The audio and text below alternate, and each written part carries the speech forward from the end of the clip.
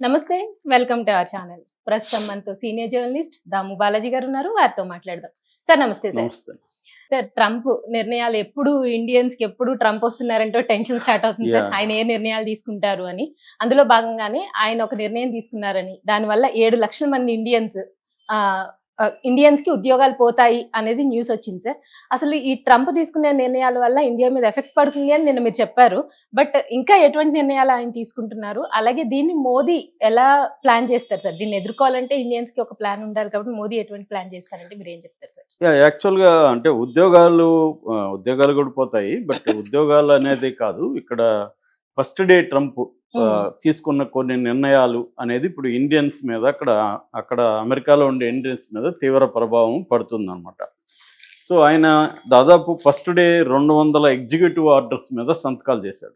Okay sir. So మామూలుగా మనకి ఆ సంఖ్య చెప్పాలంటే ఎలా అర్థం చేసుకోవచ్చు అంటే బైడెన్ ఉన్న 4 ఏళ్లలో 160 ఎగ్జిక్యూటివ్ ఆర్డర్స్ మీద సంతకం చేస్తే ఈయన ఒక్క రోజులోనే 200 ఆర్డర్స్ మీద సంతకం చేశాడు, ఇంకా చేయబోతున్నాడు. అంటే అర్థమైందంటే ఆయన చాలా డ్రాస్టిక్ నిర్ణయాలను ఇప్పటి వరకు అమెరికన్ హిస్టరీలోనే ఎవరు తీసుకొని నిర్ణయాలు తీసుకుంటున్నాడు ట్రంప్. అందులో మన ఇండియాకి ఎటువంటి ప్రభావం పడుతుంది అనేది మాత్రం మనం ఇప్పుడు చర్చిద్దాం బేసిక్గా. ఎందుకంటే నిన్న నేను జనరల్గా చర్చించాను. సో ఇప్పుడు ట్రంప్ ఈ ఎగ్జిక్యూటివ్ ఆర్డర్స్లో ఒకటి ఏంటంటే ఇల్లీగల్ ఇమ్మిగ్రెంట్స్ని డిపోర్ట్ చేసేయడం, ఆ దేశాలకి పంపించేయడం, అది కూడా ఆయా దేశాల వాళ్ళు తీసుకుని రావాలి. అలాగా ఎక్కువగా ఇల్లీగల్ ఇమ్మిగ్రెంట్స్ ఉన్న దాదాపు 1,40,00,000 మంది ఇల్లీగల్ ఇమ్మిగ్రెంట్స్ అక్కడ ఉన్నారనేది ఒక అంచనా. ఇందులో ప్రధానంగా ఉండేది మెక్సికో, ఎల్ సాల్వడారు, అట్లా లాటిన్ అమెరికన్ కంట్రీస్ అంటారు. ఆ లాటిన్ అమెరికన్ కంట్రీస్ వాళ్ళు ఉన్నారు. అది అమెరికన్ సౌత్ అంటారు. అమెరికన్ సౌత్ బార్డర్స్ని నేషనల్ ఎమర్జెన్సీగా ట్రంప్ డిక్లేర్ చేసి అక్కడ రాకుండా చూసుకుని పెద్ద ఎత్తున పోలీసులను అక్కడ మోహరింప చేశాడు. సో మెక్సికో తన బార్డర్లోకి పంపిస్తుంది, అలాగే కెనడా పంపిస్తుంది. కాబట్టి ఈ రెండు దేశాల మీద 25% టారిఫ్స్, సుంకాలు విధిస్తామని కూడా ఆయన అనౌన్స్ చేశాడు. సో ఇప్పుడు ప్రపంచవ్యాప్తంగా అనేక దేశాల నుంచి అమెరికాలో ఉంటున్న ఇల్లీగల్ ఇమ్మిగ్రెంట్స్ అంటారు వీళ్ళని, ఎటువంటి డాక్యుమెంట్స్ లేకుండా ఇల్లీగల్గా వెళ్ళిపోయి ఉంటారు అక్కడికి.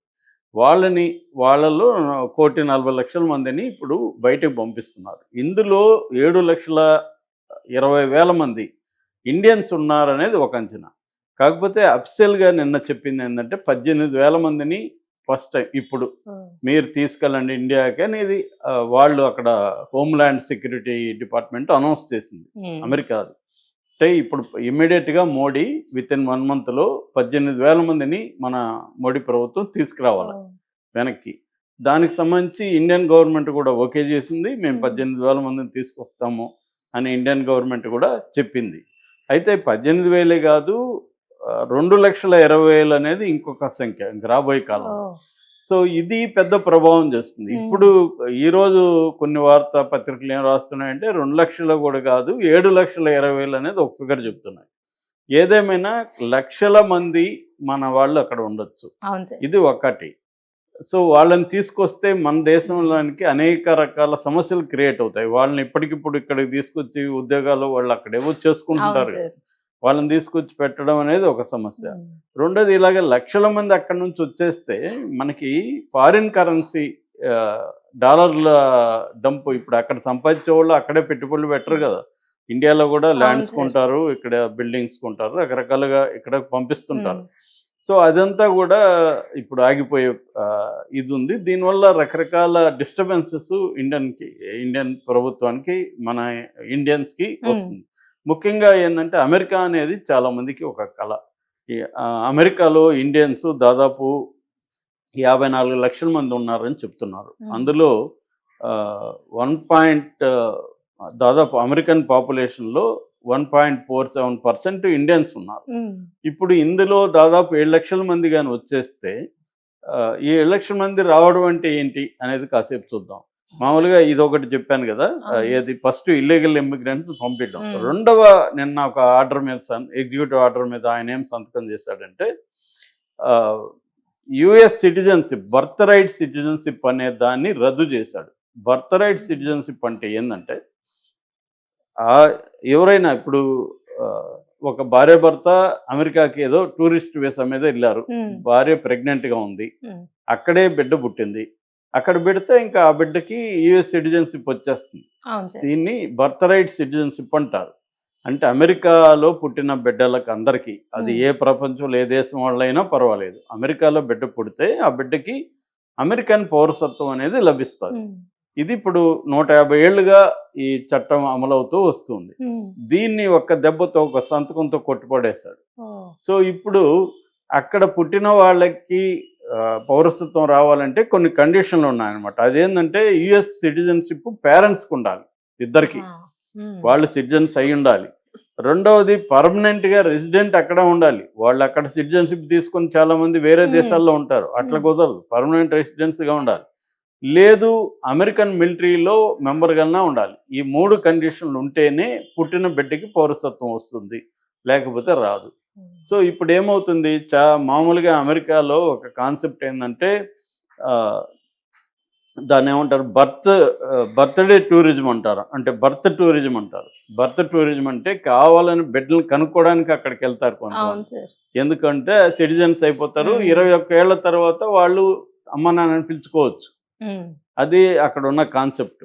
ఇప్పుడు ఏమైంది, ఇది పోయేసరికి లక్షలాది మంది మన వాళ్ళు ఆల్రెడీ అక్కడ బిడ్డలను పుట్టించుకొని తల్లిదండ్రులుగా అక్కడ సిటిజన్స్ కాని వాళ్ళు ఇప్పుడు ఏమవుతారు, వాళ్ళని బయట వెనక్కి పంపించి, సిటిజన్ కాదు కాబట్టి అక్కడ నువ్వు దేని మీద వచ్చావు, వీసా అంటే for example H1B visa. H1B visa అంటే ఏంటి, డిగ్రీ చేసి ఉండాలి మినిమము, ఇంకే అదర్ క్వాలిఫికేషన్ ఉండాలి. అక్కడ ఏదన్నా కంపెనీ కానీ, ఏదన్నా ప్రొడక్షన్ యూనిట్ కానీ, లేకపోతే రెస్టారెంటో హోటలో ఏదో ఒకటి సంస్థ, దాంట్లో వాళ్ళు మనకి జాబ్ ఇస్తున్నట్టుగా చెప్తే దాన్ని తీసుకొని మనం స్పాన్సర్షిప్ అంటారు. ఆ స్పాన్సర్షిప్ తీసుకొని మన H1B వీసాకి అప్లై చేస్తాం, వెళ్తాం. ఇప్పుడు దాన్ని కూడా రిస్ట్రిక్షన్స్ పెట్టే అవకాశం కనిపిస్తుంది H1B వీసా మీద కూడా. H1B వీసా వల్ల కూడా ఇది ఇప్పుడు దెబ్బతినే అవకాశం. రెండవ వీసా ఏంటంటే ఎల్ వీసా అంటారు. ఎల్ అంటే ఇంట్రా కంపెనీ ఇక్కడ ఒక కంపెనీ ఉంటుంది, వెళ్తే అక్కడ బ్రాంచ్ ఉంటుంది, ఈ కంపెనీ నుంచి ఆ కంపెనీకి పంపిస్తుంటారు. దీంట్లో రిస్ట్రిక్షన్స్ పెట్టే అవకాశం కూడా ఉంది. మూడవది ఎఫ్ వీసా. ఎఫ్ అంటే స్టూడెంట్ వీసాలు. ఇప్పుడు నిన్ననే 8 మందిని ఎంతమందిని అరెస్ట్ చేసినట్టుగా ఒక వార్త వచ్చింది అక్కడ అమెరికాలో. ఎందుకంటే ఇండియన్ స్టూడెంట్స్. ఎందుకంటే వీళ్ళు స్టూడెంట్ అంటే చదువుకోవాలి, కానీ వీళ్ళు ఏం చేస్తారు, పార్ట్ టైం జాబ్ చేస్తారు. ఎందుకంటే అక్కడ ఉండడానికి కాస్ట్లీ, హాస్టల్లో సీట్లు రావు, బయట ఉండాలి.